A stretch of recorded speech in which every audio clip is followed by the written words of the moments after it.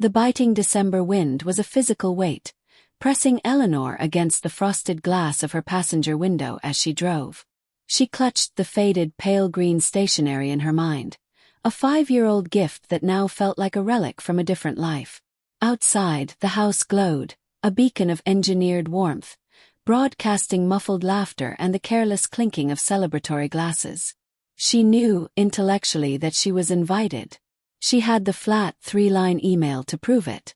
But as she gathered the small, cloth-wrapped parcel from the seat beside her, she realized the invitation meant nothing if the door remained locked. Why had they asked her to drive an hour through the gathering snow, only to leave her waiting on the stoop like an unexpected solicitor?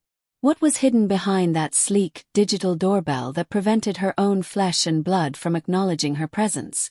She took a deep breath, the cold stinging her lungs, and raised a trembling hand to press the chime, fearing the silence that might follow more than the sting of the winter air. It arrived not as a call, nor even a quick voice message, but as a plain email. No greeting, no warmth, just a few lines signed with Serafina's signature, sent from her phone. The subject line: Holiday Plans. Eleanor stared at the screen, letting the flat glow settle over her face for a full minute before daring to open the message. She already knew its content, yet the lack of effort still landed harder than it should have. She remembered a time when her son, Tristan, couldn't decide on a birthday flavor and she had baked him 3 separate cakes.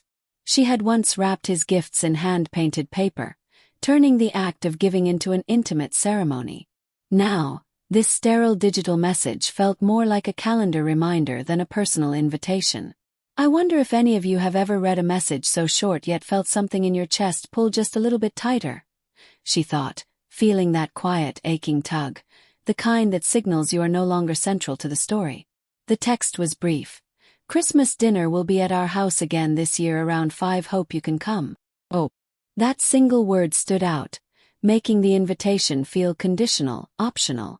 There was no signature, no love, no mention of her name. And it had come from Serafina. That detail stung Eleanor most acutely. Her son and she used to maintain a standing call every Sunday, even if it was only 10 minutes. Now she received monthly texts, which felt less like connection and more like obligatory receipts. Still, Eleanor sat with the message. She reread it twice, staring out at the bare trees outside her window, which looked as though they were losing a difficult fight against the insistent wind. After all the internal debate, she typed her reply. "Thank you, I'll be there." She chose the words carefully, slowly, as if pressing too hard might cause them to shatter. She made no offer to bring food, no suggestion to help set up, no inquiry about their needs. She had been incrementally taught where the boundary line was, and she was determined not to cross it again by trying too hard to please them. She closed the laptop and sank back into her chair. For a brief, painful moment, she allowed herself to imagine Tristan calling her himself, saying, "Mom, I really want you there." But these thoughts, she knew, were counterproductive. They only reopened old wounds. The clock ticked loudly in the unexpected quiet. Her gaze drifted toward the corner cabinet, where a box of winter decorations remained unopened. She hadn't bothered to decorate, and maybe she wouldn't. The invitation was cold, undeniably, but she was still going. As she reflected, sometimes, even when a door barely cracks open, you still walk through it, holding the faint hope that the interior might be warmer than the manner in which you were asked to approach. Eleanor started her preparation not with essentials, but with mulling spices. The smell, cinnamon and orange peel, was a direct line back to winters when Tristan was small enough to curl up next to her on the sofa with a children's book. That scent always brought him running to the kitchen, eager to know what she was baking. Back then, she cherished those interruptions. Now, her kitchen remained quiet even when it was bustling with activity. She opened her pantry and took out the mason jars.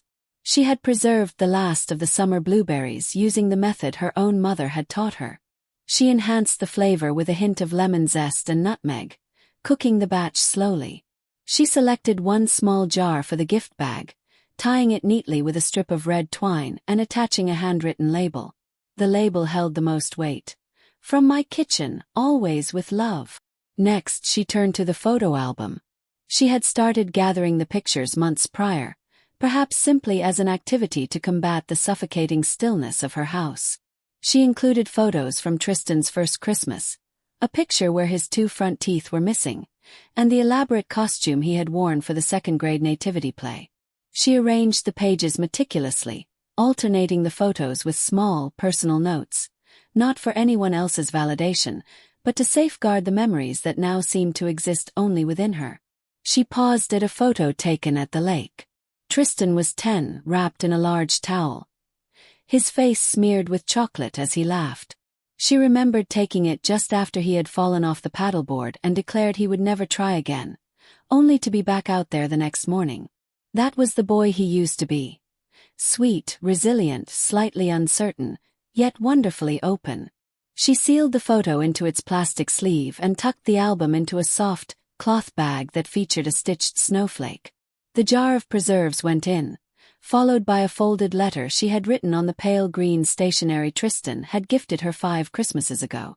It had a refined gold border, the kind of paper that lent importance even to simple statements. Her letter wasn't long, but it conveyed the core of her hope, that this year they might share more than just physical space.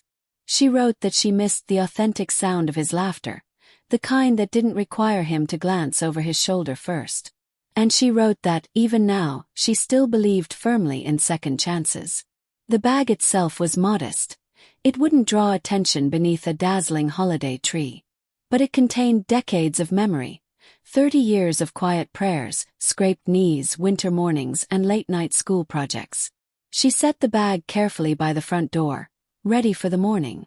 She might be unsure of the reception she would receive, but she wanted to arrive holding something that reminded her of who she was. Not merely Tristan's mother, but a woman who retained the capacity to love, even when that love was not reciprocated. The sky had settled into a soft, steely gray by the time Eleanor pulled into the neighborhood where the Crestwood residence stood.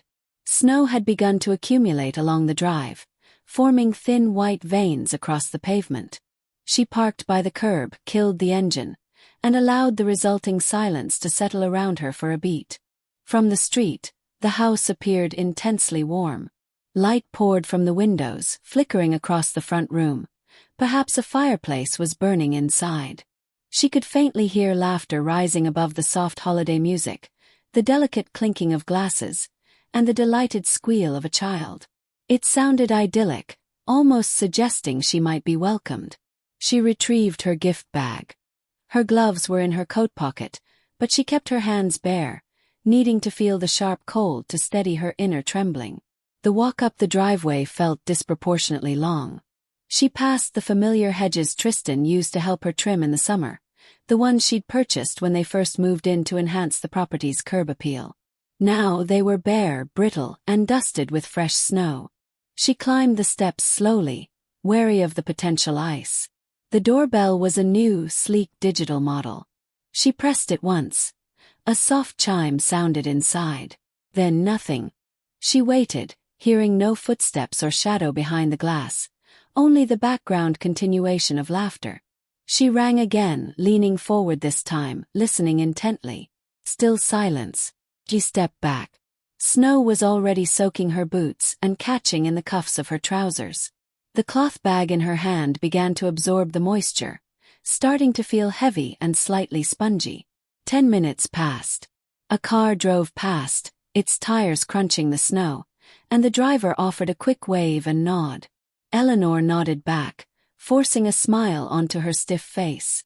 There was no polite explanation for her presence, no way to articulate that she had been invited yet clearly was not expected. She waited 5 minutes more. Then 10. The cold began to work its way into her bones, deep and slow, mirroring the ache of a grief too profound for words. The front porch light flickered, then held steady. No one came. She shifted the bag. It was noticeably heavier now. A movement behind the curtain, a shadow, a shape, caught her eye. She couldn't be certain, but something had stirred inside and then vanished. She rang the bell one last time, not out of hope or anger, but a quiet, bitter finality.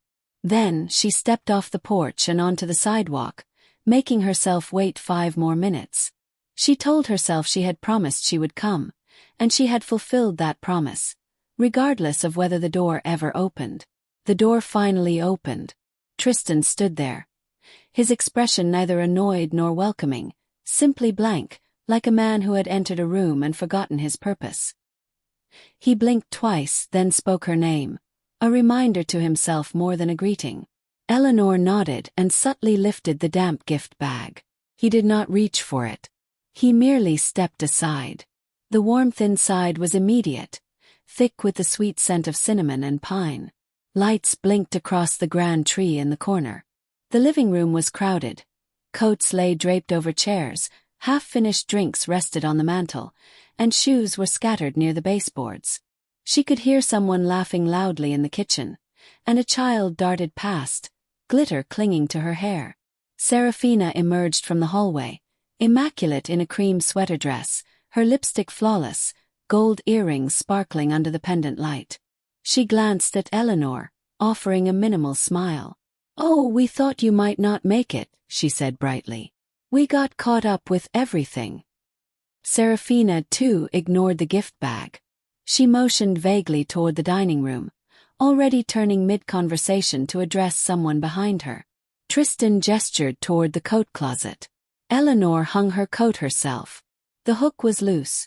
She remembered tightening it herself 3 years prior, back when they moved in, when she still carried a small toolkit in her purse, just in case they needed something.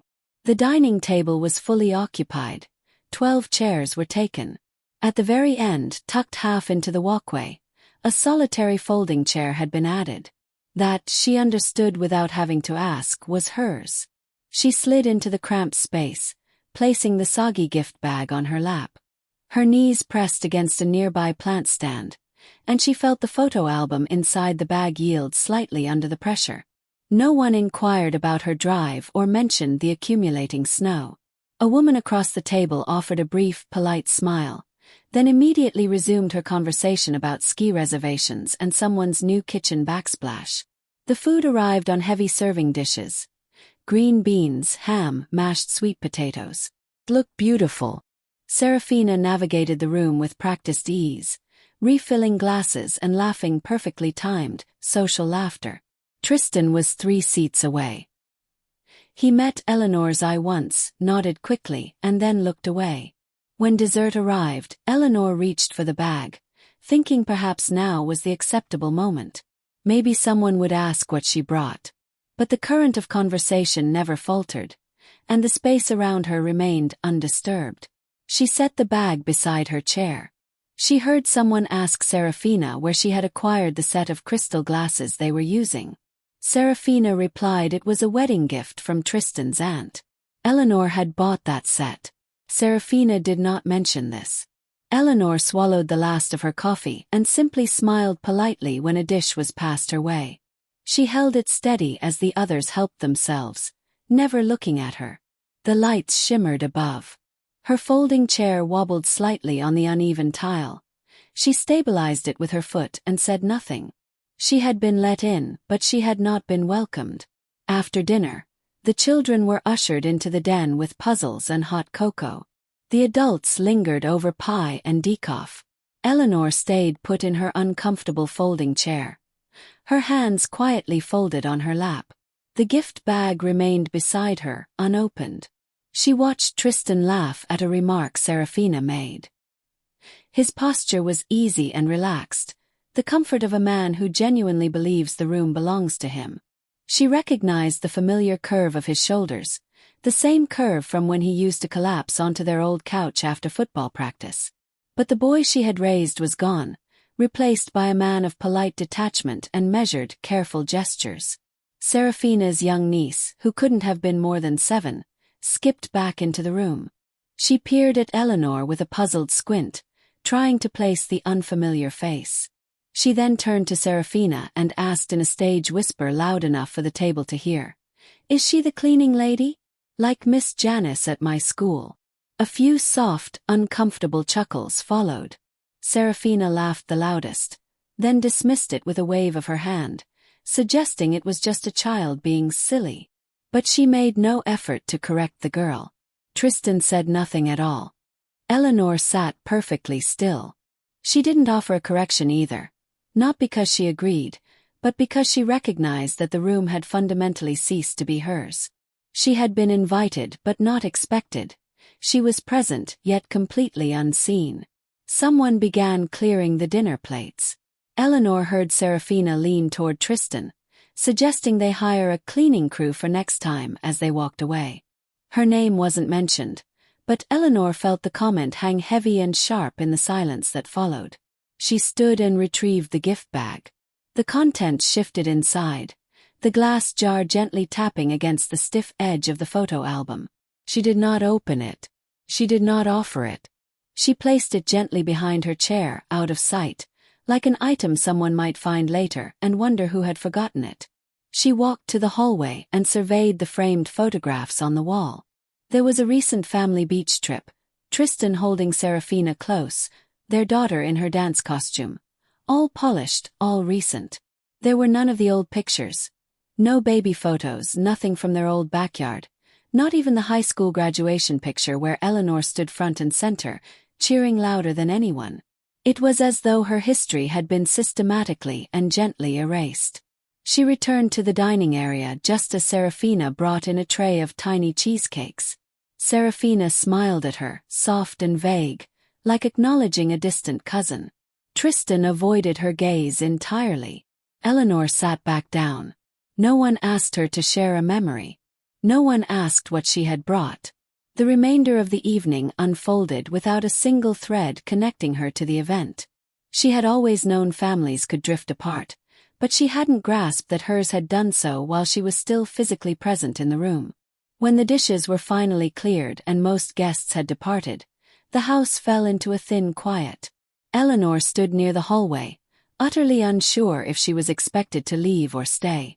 Neither Tristan nor Serafina, who were stacking leftover containers, looked her way or offered a blanket or the guest room. It was late, and the wind had intensified outside, swirling snow against the glass. Eleanor softly cleared her throat and walked toward the den. She remembered seeing a small pull-out sofa in the playroom, not a proper bed, just a crash space for sleepovers. She sat down slowly. The sofa creaked under her weight. She took off her shoes and draped her coat over the armrest. There was no pillow, and the only available blanket was a thin fleece throw printed with cartoon dinosaurs. She lay down, knees bent, pulling the flimsy dinosaur blanket up to her chest. The lights were dim, but she could still see the shelves lined with plastic toy bins, a globe with several countries missing, and a finger-painted family tree that conspicuously omitted her name. She lay completely still, staring at the ceiling. Decades ago, she had worked the overnight shift in the hospital kitchen. 14 hours straight, preparing trays of soft food and brewing weak coffee. She would arrive home just before dawn, aching all over, yet still managed to prepare Tristan's lunch before he left for school. It never registered as sacrifice. It was simply love. Now, in the house she had helped finance with her quiet generosity, she was curled on a sofa meant for toddlers, and no one had bothered to say goodnight. She closed her eyes, letting the persistent ache in her hips serve as an anchor to the cold reality of the room. This is temporary, she told herself, just for tonight. But it felt like a permanent shift, a line drawn while she wasn't paying attention. It felt like realizing, you were once needed, and now you are simply here, like a lamp left plugged in, too sentimental to throw out, too outdated to use. A door clicked somewhere, followed by silence. She listened to the hum of the refrigerator and the familiar whir of the furnace. Familiar sounds in a profoundly unfamiliar space. She thought of the gift bag, still tucked behind the chair in the dining room. Maybe they would find it tomorrow. Maybe not. Maybe, she concluded, it no longer mattered. She turned onto her side, clutching the thin dinosaur blanket. Her eyes stayed open for a long time. It had taken a lifetime to build this family structure, and just one holiday night visit to realize she had been definitively written out of it. Morning arrived slowly, filtered through the playroom's thin curtains. Eleanor sat up, stiffly rubbing her shoulder, which had protested all night against the edge of the sofa. The blanket had slipped to the floor. Her back ached, and her neck was tight from sleeping curled in too small a space. The house was already active. She heard Serafina in the kitchen, her voice low but steady, likely giving Tristan instructions about packing leftovers or sorting recycling. There was no urgency, no special tension. For them, it was just another normal morning following a holiday. Eleanor folded the dinosaur blanket neatly on the sofa and slipped into the hallway. Tristan was at the counter, pouring coffee into 2 mugs. He looked up, saw her, and hesitated. Then he offered a smile, soft but rehearsed, like greeting an acquaintance at the market. She waited, unsure if she should expect anything more. Serafina appeared behind him, already dressed, already polished, checking her phone. Tristan began to speak. They had been thinking, he said. There was a senior community nearby, just a few minutes outside of town. It was spacious, private. They had driven past it recently and immediately thought of her. It would be perfect, he insisted. Quiet, yet not isolated. She would have her own place, her own freedom, independence. Eleanor listened. Serafina nodded along, supportive and helpful. She stressed that it was about making sure Eleanor had comfort, and that she deserved peace. The words were smooth and practiced, delivered like a pitch. They were not asking her opinion. They were gently directing her future. It wasn't overtly cruel, only polite, but the message was blindingly clear. They no longer perceived her as a resident of this house, not even in its remote corners. She had been reduced to an item that needed to be placed, positioned somewhere they could be proud of. A tidy solution, a checked box. Eleanor smiled. She thanked them sincerely for their consideration. Tristan visibly relaxed. Serafina immediately returned to scrolling her phone. No one asked how she had slept. No one inquired what she had hoped for when she decided to come. She retrieved her coat from the closet. The hook was still loose. In the hallway mirror, she caught a slant of light that illuminated her face. She barely recognized the woman looking back. Quiet, pale, smaller than she used to be. But her eyes still remembered everything. Eleanor told them she would consider their proposal. Tristan offered to email her the brochure. She nodded, then stepped out into the frigid air. Her car waited alone at the curb, dusted with snow. She sat inside for a moment before turning the key. The house behind her remained static. No curtain twitched, no door cracked open. It was settled. They had delivered their suggestion, and she had received it, loud and clear. The road home felt disproportionately long. She drove in silence, the weak heater wheezing against the cold. Her fingers were stiff on the steering wheel. The sky hung low, a heavy gray that seemed to absorb all color and sound. Everything appeared dipped in ice water. The retreat stood exactly where she had left it. Quiet, sturdy, surrounded by pine trees heavy with snow. It was small, but it was definitively hers, purchased years ago with saved overtime pay, originally intended for weekends that rarely materialized. Now, it was more than a weekend escape. It was a return to an identity she hadn't yet fully articulated. Inside, the air was still. She switched on the lamps, lit the small fireplace, and slipped her feet into the wool slippers waiting by the door. The floorboards creaked softly as she walked to the tiny kitchen to put on the kettle. Her hands moved autonomously, finding the familiar tea bags. There was no follow-up text from Tristan, no email with brochures, no voicemail. She was not surprised. She pulled the financial folder from the cabinet above the sink. It was old, worn along the spine, thick with notes she had written to herself. She opened it to the page marked in red. The Crestwood residence, where Tristan and Serafina lived, was still legally held under her name. She had kept it that way, believing it would be simpler, a gift, a bedrock foundation for them. She had never conceived that they would use that foundation to build a life that excluded her entirely. There were other documents as well. Automatic payments for their utilities, access to a dedicated bank account, and the college savings fund established for their daughter. She had called it helping. Now she recognized what it had truly become. She sat at the table with a pen, making a deliberate list. Then she picked up the phone. First, the bank. She closed the credit card linked to their spending and removed Tristan's name from the educational fund. The woman on the line asked for confirmation. Eleanor said yes, meaning it. Next, she called her lawyer. The Crestwood residence would be immediately transferred into a private trust, not for them, but for a greater purpose. A community fund dedicated to helping retired nurses, women like her who had worked quietly for decades only to find themselves just as quietly forgotten. She would retain the retreat, her name, her quiet space. It was not fueled by spite, nor was it revenge. It was clarity. Outside, snow began to fall again, soft and deliberate. She watched from the window, her cup of tea cooling in her hand. Her reflection in the glass looked steadier than it had the day before. For the first time in many years, she was not waiting for someone else to grant her space. She was claiming her own. Over the next few days, she filled the quiet of the retreat with action. She made more calls. The property title was signed over to a non-profit supporting retired caregivers. The lawyer assured her that Tristan and Serafina would be notified by the end of the month, but not before. She cancelled the automatic transfers she had maintained for years. The internet bill, the heating bill, the small things she had been paying out of habit long after they stopped noticing. Freezing the college fund required several security questions, each one a stark reminder of how much of their life was built from her unseen efforts. She printed the new documents. They lay heavy with finality on her dining table. Her name still present, their names gone. There was no bitterness in her heart, only a strange, profound calm, like finally shutting a door that had been left ajar for too long, letting in wind and cold. Tristan called 2 days later. The tone of his voice was tight.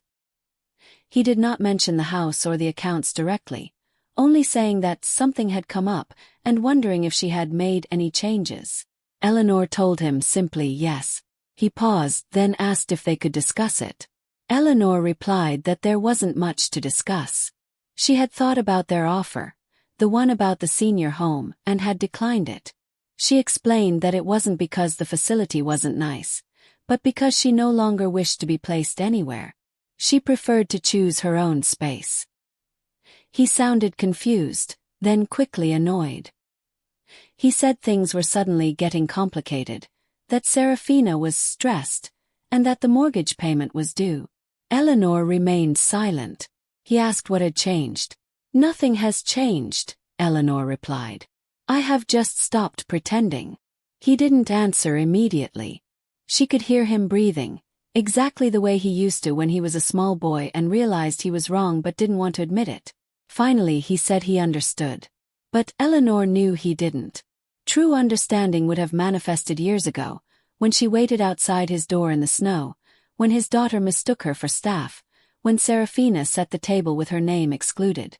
This wasn't punishment. It was recognition.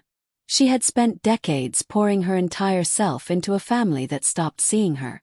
Now she was pulling that vital energy back, not to cause harm but to reclaim herself. Snow gathered in soft piles outside the porch. Eleanor stepped out with her tea and stood still as the wind brushed past. The retreat was quiet, but it was no longer empty. 3 days passed before Tristan called again. This time his voice was gentler, less clipped. He asked if he could visit the retreat with his daughter. No explanations, just a request for a visit. Eleanor said yes.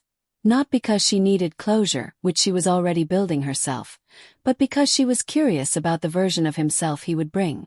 Would it be the son who instinctively reached for her hand when crossing the street, or the man who had simply stepped aside as she stood frozen outside his door? They arrived just before noon. The snow had partially melted into slush along the gravel, and their car crunched to a halt near the porch. Eleanor stayed seated at the kitchen table. She didn't rush out to meet them. She let them find their own way in. Tristan entered first, carrying a paper bag. He looked around the retreat as if it were a stranger's house. His daughter trailed behind him, clutching a sketchbook, her cheeks rosy. She smiled shyly when she saw Eleanor. They exchanged quiet hellos. Eleanor offered them tea. Tristan nodded. As she filled the kettle, the silence was not heavy, just unfamiliar, as if they were all adjusting to a room that had recently shifted shape. He handed her the bag. Inside was a loaf of banana bread and a small jar of honey, both store-bought. The gesture, however minimal, felt like a genuine effort. They sat at the table, steam rising from their cups. Tristan looked older than he had last week. His eyes tired, not from age but from a heavier strain. He didn't broach the subject of the trust, the house, or the accounts. Perhaps he understood that any attempt to plead would sound hollow. Instead, he spoke of how overwhelming things had become. Serafina's job, the mortgage, the stress of the holidays. Eleanor listened patiently. He said he missed the way things used to be, and that he genuinely wanted to find a better way forward. Eleanor nodded. He didn't apologize, but he did say he hoped they could speak more frequently, perhaps restart their Sunday dinners. He framed it like an invitation, yet it still sounded slightly like a favor. Eleanor told him she needed time. "I'm not angry," she stated gently. "I'm just not willing to disappear anymore." He looked down, nodded, and placed his hand over his cup. There was no attempt at a hug, no request for her to stay connected to their immediate struggle. His daughter drew quietly at the end of the table. When they rose to leave, she handed Eleanor the paper. A sketch of the retreat, with a woman in a red coat standing outside, a small fox curled at her feet. Eleanor smiled and thanked her. Tristan looked at her, clearly wanting to say something more, but he stopped himself. He walked outside, held the door for the girl, and they were gone. The embrace she might have hoped for never came, and Eleanor realized she no longer waited for it. Some distances are too vast to be traversed by mere words. Some silences must be respected. In the resulting quiet, Eleanor pinned the drawing to her fridge and poured another cup of tea. The atmosphere inside the retreat felt unchanged, yet something deep within her had shifted, not between her and Tristan, but within her own spirit. From her window, she watched the wind sweep across the frozen lake, carrying wisps of powder like breath across glass. The tall pine trees stood heavy and unmoved by the winter. Inside, the warmth was sustained not just by the fire, but by the certainty of her decision. She sat writing small thoughts, lines that came into her head and required inscription, not for journals or letters, but solely for herself. It was a new habit, a quiet collection of things she had never allowed herself the space to voice aloud. That afternoon, a gentle, unhurried knock came at the door. She opened it to find Beatrice, her neighbor from across the lake, an older woman with strong hands and soft eyes who lived alone in the small green house near the trailhead. Beatrice held out a tin of homemade cookies. Beatrice explained that she was coordinating a small group of women from the area, retired nurses, former caregivers, women who had raised families and now spent their days in the hushed environment of the woods. They met every Thursday at the community hearth for tea, and sometimes a walk if the weather permitted. Beatrice said Eleanor would be most welcome. Eleanor thanked her and took the cookies.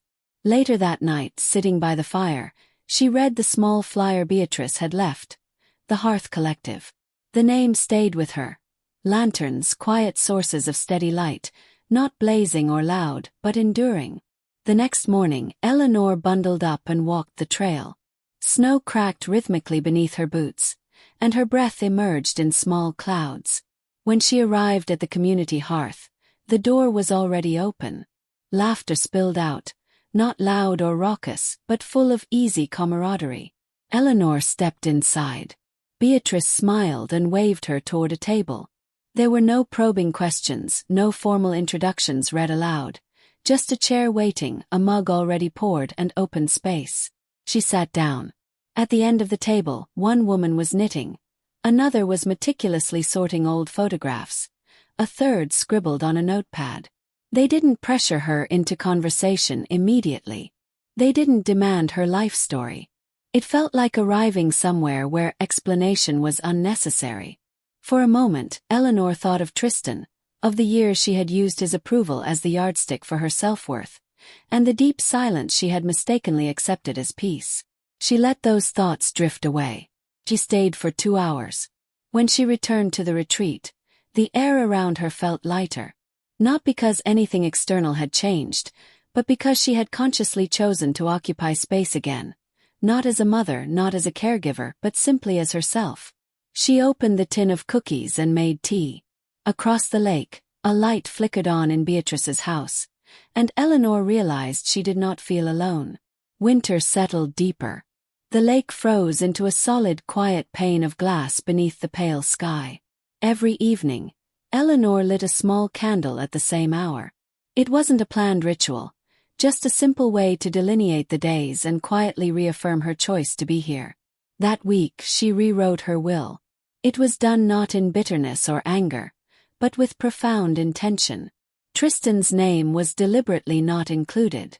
She designated the retreat to a fund that supported aging nurses who lacked family support. The remainder of her savings would fund scholarships for the daughters of single mothers pursuing caregiving professions. She did this not out of obligation, but because she finally understood where her legacy truly belonged. There was no hesitation or tears when she signed the papers, just the steady hum of the pen gliding across the page. Later, she sat on the porch, wrapped in a heavy wool blanket, her hands cupped around a mug of warm cider. The snow fell soft and even, brushing the railing, the windows, and the ground. The world felt hushed, yet entirely full. She rarely thought of Tristan anymore, and when she did, it was without bitterness, only distance. There was a time when his acceptance had defined her worth, when she believed that being loved meant being indispensable. But now, in the stillness of the retreat, she knew better. Being needed is not the same as being seen. She chose now to be both. The candle flickered softly on the windowsill. Outside, the pines whispered as the wind moved gently through their stiff branches. Eleanor closed her eyes. This, she realized, was peace. Not the kind that follows conflict, but the kind built slowly, alone with one's own hands. The kind that does not beg for attention, but simply endures. And that, she thought, was entirely enough. If this story echoes something in your heart, perhaps something you have experienced in silence, know that you are not invisible. Sometimes reclaiming your own voice requires walking alone for a time, but in that quiet solitude, clarity is found. If you have ever been left outside in the cold, may you discover warmth not in the return of those who left you, but in your own becoming.